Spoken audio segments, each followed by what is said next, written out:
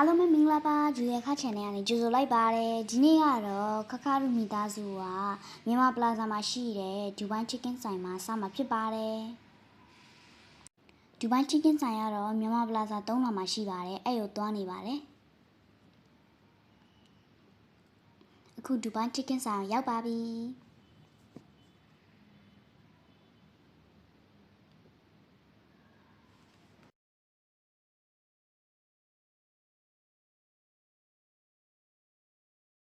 So I just ordered a spicy chicken because there's spicy chicken in this shop, so let's order it.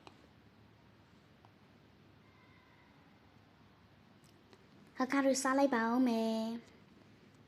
Alu jang joli ale kaung mare.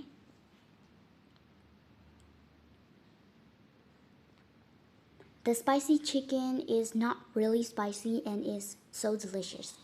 It's very good to eat.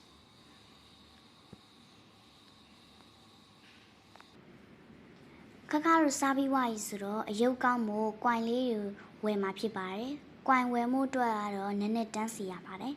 ။ Kakaru အယုတ်စားကောက်ပါပြီ။အယုတ်မရှိနဲ့တော့ coin တွေထည့်ရပါတယ်။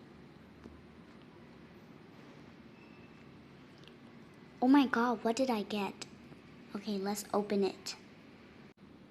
Oh, I got a Naruto. Naruto ရုပ်ကတော့အိမ်မှာဆက်မှာဖြစ်ပါတယ်။ Yay! ခခဗီဒီယိုလေးကြည့်ပေးတဲ့အတွက်အားလုံးပဲတတား